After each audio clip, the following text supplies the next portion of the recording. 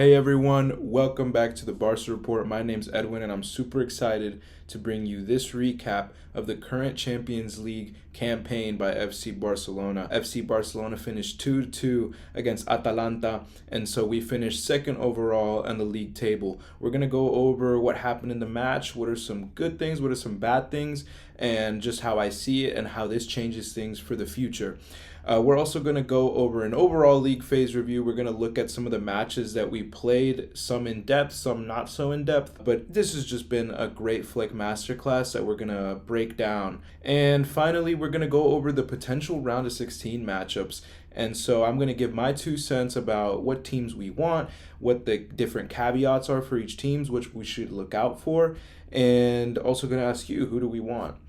So starting off with this game against Atalanta, I mean, this was just a Raphinha masterclass. Absolutely beautiful assist to Lamine Yamal, and of course Lamine Yamal slots it, gets past the goalkeeper goal. Araujo marks a goal. Araujo is not fully back until he marks a goal. I mean, he's just extraordinary. But we did draw.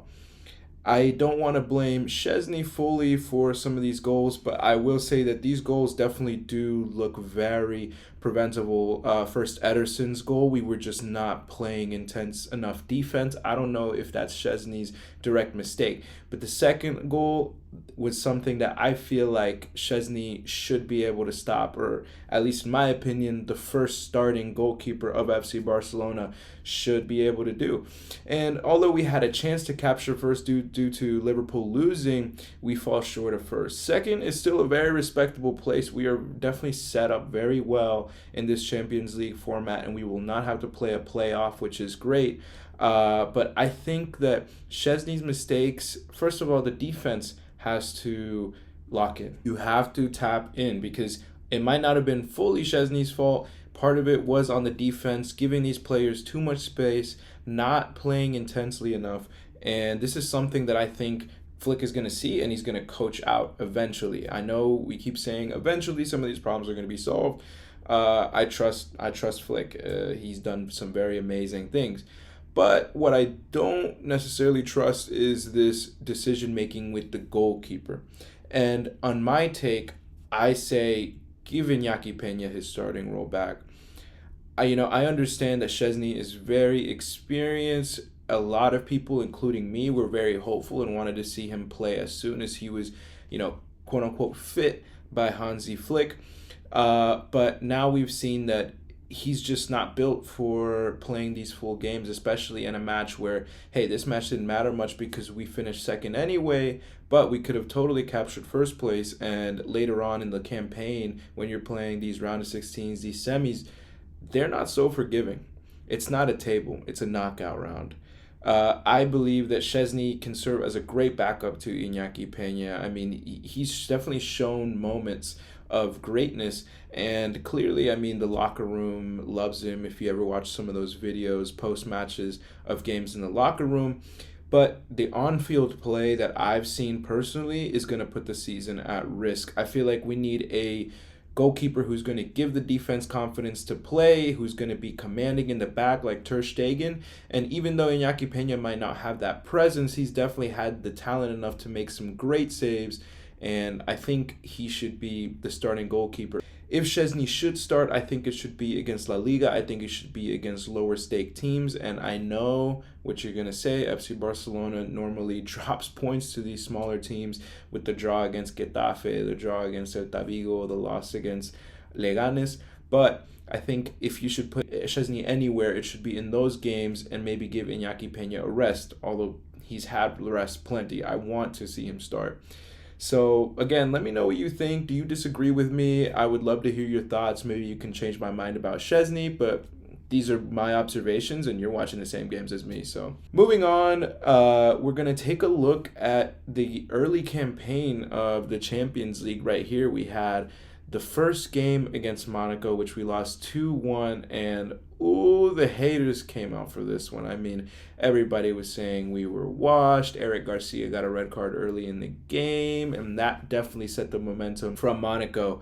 But despite this early loss, we definitely had a gem in the rough in this game. I know it's way far back, especially in the memory of sports. We're very forgetful, but Marc Casado was probably the most solid player in that game. This is after Marc Bernard's injury. I don't know if you remember early on, he was the midfield gem, and it was devastating because, I mean, people were saying Sergio Busquets regen and all these things, but now that we have Marc Casado, this was the first game that truly established him as a keeper and a starter for the first team. Moving on, we played Swiss side Young Boys at home, and what a thrashing this was. 5-0. I was lucky enough to be at this game, and it was electric. Those Young Boys, Ultras, I have to give them so much credit. They brought their chants, they brought all their energy, they brought their fireworks. It was a great environment in the Montjuic despite them losing 5-0. But, of course, this was a great game. And, of course, the game against FC Bayern Munich in the Montjuic in Barcelona, which I was also lucky enough to attend. 4-1, Inigo Martinez defensive masterclass. Cubarsí was great, and of course, you cannot move on without mentioning Raphinha's christening as a hat-trick hero in this game. What a beautiful game by the Brazilian. This was the first game of the season where people started to say something special is happening with these front three, and Raphinha is definitely at the head of it. Of course, we love Lamine Yamal. He's a great youngster. He's going to have an amazing career, but this season is Raphinha's name all over it. And of course, you can't not mention Pedri's midfield masterclasses during this stretch of games where he's just starting to take control of this midfield and really be an Iniesta regen. For the November and December campaigns of the Champions Leagues, we took care of business at home and in Belgrade, Serbia against Red Star Belgrade. 2-5 for us in Belgrade, and then 3-0 against Brest. These are results that we should expect as Barcelona fans. I know that these past few years have been rough for the team, but these are the kinds of results that we should be. Of course, we were going to win that game. Of course, we're the favorites. Of course, we're going to win by 3 or more. A little bit different when you travel to Dortmund. It was an insane statistic. I don't think that Dortmund had lost for a few years at home in the Champions League. And yet, here we are, 3-2. We were able to get the 3 points from one of the most hostile environments against the yellow wall, and El Tiburón Ferran Torres plays the hero in Germany, tumbling down the yellow wall of Dortmund. Everybody can recall that last goal, the winner he made, where everybody said he took 3 to 5 business days to score that goal. I really thought he was going to fail it. I don't want to be a denier, but I mean, what an amazing game. Ferran Torres, I'm always rooting for him. I don't want to believe he's got potential, but you don't deserve any more money. Just play well on the pitch, and we're going to want to keep you. A great run by Barcelona, 3 wins out of 9 points out of these games. And moving on to January. January was definitely eventful. It was, I mean, I was in pieces. I was in shambles by halftime. We were down 3-1. Szczesny, of course, keeps making these mistakes. And it's just incredible to me how my club had lost the game, in my mind. And we pull it back. And this is why everybody, okay, you're going to hear me and you're going to say, wow, you little faith, you don't love your team. No. Because even though I was in shambles, I was going to finish watching that game. This amazing comeback that we got to witness. I mean, this is just a Champions League classic we got to witness. And Raphinha's run at the end, oh my God. That has got to be one of those goals that replays once he marches up in Paris, France to accept his Ballon d'Or trophy. I mean, goosebumps, whatever you want to call it. And then, of course, we talked a little bit about the draw yesterday against Atalanta, which would have led us to first place, but you can't complain. Second place overall. Liverpool is an amazing side, so you know, if I had to pick a top 2 clubs in Europe, it would look like that Champions League table.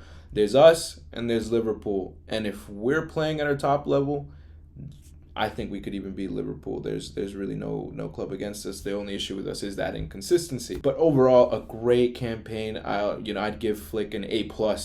A+ here. We had some rough patches in La Liga, but in terms of Champions League, if every single game was a Champions League, give us every trophy. But it's not. Moving on to the possible opponents The stage has been set. So these are the possible opponents that we would be facing. There's Paris Saint-Germain, Benfica, AS Monaco, and Brest. We've had our run-ins with the three of these teams already during this round-robin league phase of the Champions League, winning against Benfica 5-4 and winning against Brest 3-0. And of course, Monaco beat us 2-1 due to an early red card. There are so many storylines going on in these potential opponents. A PSG rematch with a Dembele reunion, that snake encore against Benfica. They're not going down without a fight. That would be very exciting to see. And of course, Brest, we won against them 3-0. They might want to show up and go against us, but I honestly don't think they want to play against us. We're too scary. And of course, Monaco, who was one of the only teams to beat us during this Champions League campaign, to get some revenge. Let me tell you what I think. I want Paris Saint-Germain. I want the Oil Giants. I want the Sheik. I want to see Dembele smiling like this when he's got Raphinha, Lewandowski, and Lamine Yamal at the other end of the field banging goals against his team. I want him to smile like this when his former teammate Araujo locks him up. If he tries one of those little flicks, one of those little... I don't care, I know he's had some issues with red cards, yellow cards. Shove him over. I wouldn't be mad. But let's wait until the last part of the game. Not like last year where Araujo got a red card in like the 24th, which led to this. I used to love Dembele. I believe he had potential with that kind of price tag to bring him into Barcelona. Who wouldn't have thought he would have potential? We should always aim to support our players. This is not one of my players. If this somehow reaches you, good luck. Why are you like this? Be better. Play football. Let's see that smile again in the round of 16. Barcelona's back. This ain't the same one. Trust me. Who do you want to see? I want to see PSG. But we've got a variety of teams here. Who do you want to face? Obviously, PSG, there's the storyline. We clearly look like the better team. They're the best in France, but that's not saying much in a Farmers League. There's that storyline with Monaco. There's Brest, and there's Benfica. By difficulty, I would say PSG and Benfica are kind of the same as the hardest teams in this.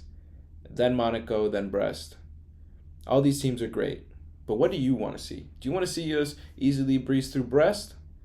Or do you want us finally tack on once and for all who's better? The historical giant or the French Farmer League? Let me know in the comments. Let me know what you want to see.